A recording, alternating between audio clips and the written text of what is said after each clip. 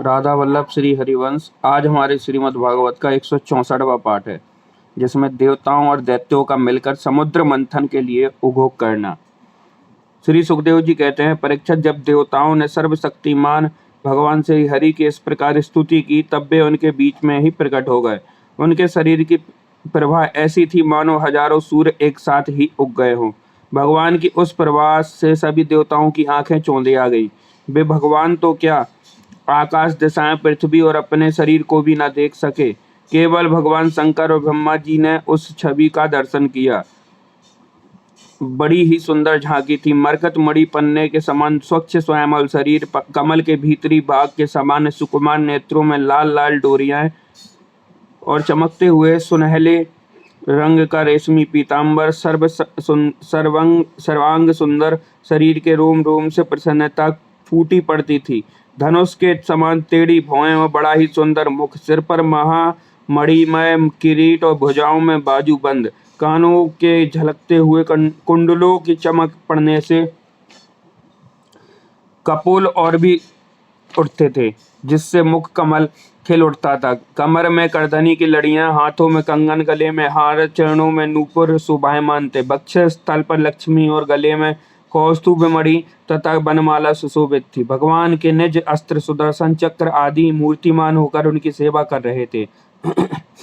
सभी देवताओं ने पृथ्वी पर गिरकर साष्टांग प्रणाम किया। फिर सारे देवताओं को साथ ले शंकर जी और ब्रह्मा जी परम पुरुष भगवान की स्तुति करने लगे।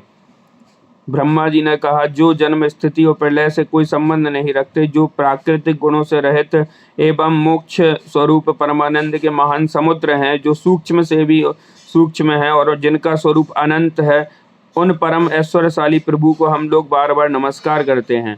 पुरुषोत्तम, अपना कल्याण चाहने वाला साधक, वेदोक्त और पांच राक्तोक्त विधि से आपके इसी स्वरूप की उपासना करते हैं। मुझे भी रचने वाले प्रभु, आपके इस विश्वमय स्वरूप में मुझे समस्त देवगुणों के सहित तीनों लोग दिखाई दे रहे हैं। आप में ही पहले यह जगत लीन था, मध्य में भी यह आप में ही स्थित था और अंत में भी यह पुनः आप में ही लीन हो जाएगा।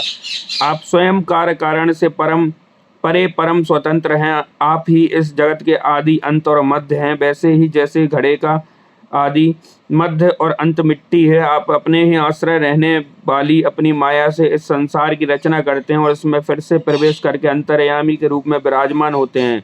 इसलिए विवेकी और शास्त्रज्ञ पुरुष बड़ी सावधानी से अपने मन को एकाग्र करके इन गुणों की, विषयों की भीड़ से अपने निर्गुण स्वरूप का साक्षात्कार करते हैं। जैसे मनुष्य युक्ति के द्वारा लकड़ी से आग, गौ से अमृत के समान दूध, पृथ्वी से अन्न तथा जल और व्यापार से अपनी आजीविका प्राप्त कर लेते हैं, वैसे ही विवेकी पुरुष भी अपनी शुद्ध बुद्धि से भक्ति योग, ज्ञान योग आदि के द्वारा आपको इन विषयों में भी प्राप्त कर लेते हैं और अपनी अनुभूति के अनुसार आपका वर्णन करते हैं।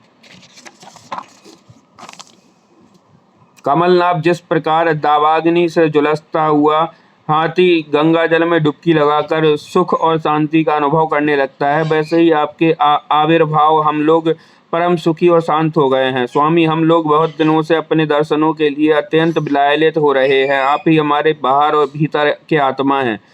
हम सब लोकपाल जिस उद्देश्य से आपके चरणों की शरण में आए हैं, उसे आप कृपा करके पूर्ण कीजिए। आप सबके साक्षी है। अंततः इस विषय में हम लोग आपसे और क्या निवेदन करें। प्रभु, मैं शंकर जी, अन्य देवता, ऋषि और दक्ष आदि प्रजापति सबके सब अग्नि से अलग हुए चिंगारी की तरह आपके ही अंश हैं और अपने को आप से अलग मानते हैं।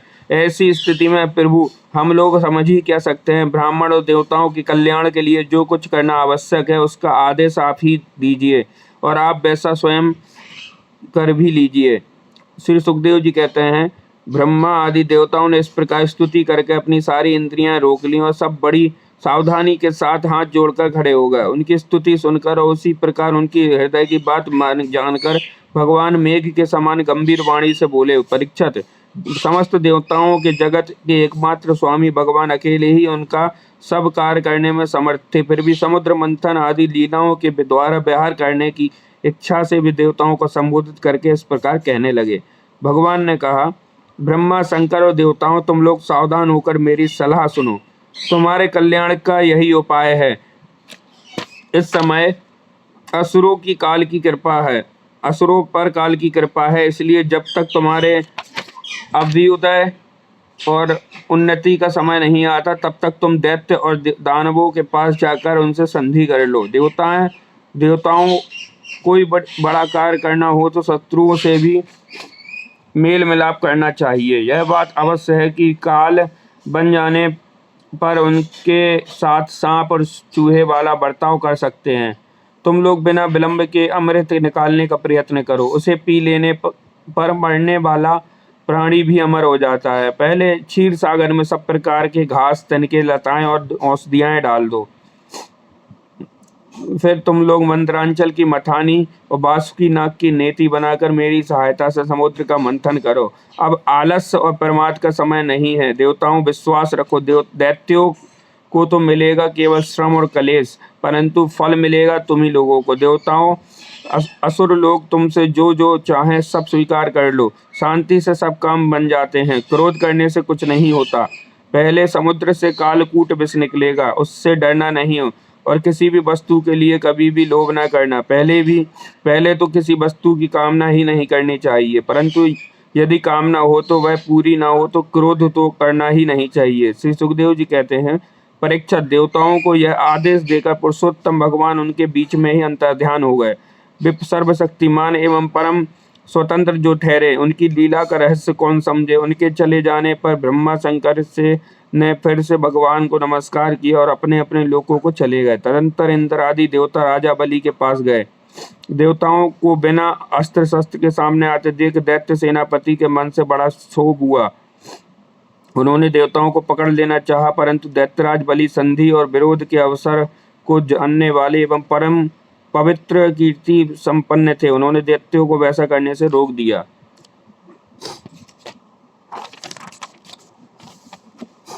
इसके बाद देवता लोग बलि के पास पहुंचे। बलि ने तीनों लोकों को जीत लिया था। वे समस्त संपत्तियों से सेवित और असुर सेनापतियों से सुरक्षित होकर अपने राज सिंहासन पर बैठे हुए थे। बुद्धिमान इंद्र ने बड़ी मधुर वाणी से समझाते हुए राजा बलि से वे सब बातें कहीं जिनकी शिक्षा स्वयं भगवान ने उन्हें दी थी।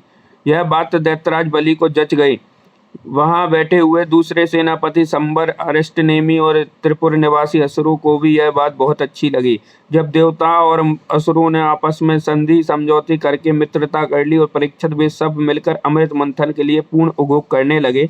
इसके बाद उन्होंने अपनी शक्ति से मंदरांचल को उखाड़ लिया और ललकारते तथा गरजते हुए उसे समुद्र तट की ओर ले चले। उनकी भुजाएं परिघ के समान थी, शरीर में शक्ति थी और अपने अपने बल का घमंड तो था ही, परंतु एक तो वह मंदर पर्वत ही बहुत भारी था और दूसरे उसे ले जाना भी बहुत दूर था। इससे इंद्र, बलि आदि सबके सब हार गए। जब ये किसी प्रकार मंदरांचल को आगे न ले जा सके तब बेबस होकर उन्होंने उसे रास्ते में ही पटक दिया। वह सोने का पर्वत मंदरांचल बड़ा भारी था। गिरते समय उसने बहुत से देवता और दानवों को चकनाचूर कर दिया। उन देवता और असुरों के हाथ, कमर और कंधे टूट ही गए थे। मन भी टूट गया। उनका उत्साह भंग हुआ देख गरुड़ पर चढ़े हुए भगवान सहसा वहीं प्रकट हो गए। उन्होंने देखा कि देवता और असुर पर्वत के गिरने से पिस गए हैं। अंततः उन्होंने अपनी अमृतमय दृष्टि से देवताओं को इस प्रकार जीवित कर दिया मानो उनके शरीर में बिल्कुल चोट ही न लगी हो। इसके बाद उन्होंने खेल खेल में एक ही हाथ से उस पर्वत को उठाकर गरुड़ पर रख लिया और स्वयं ही सवार हो गए। फिर देवता और असुरों के साथ उन्होंने समुद्र तट की यात्रा की। पक्षीराज गरुड़ ने समुद्र के तट पर पर्वत को उतार दिया। फिर भगवान से के विदा करने पर गरुड़ जी वहां से चले गए। श्री कृष्णाम चरण अस्तु। अगला पाठ समुद्र मंथन का आरंभ और भगवान शंकर का विषपान।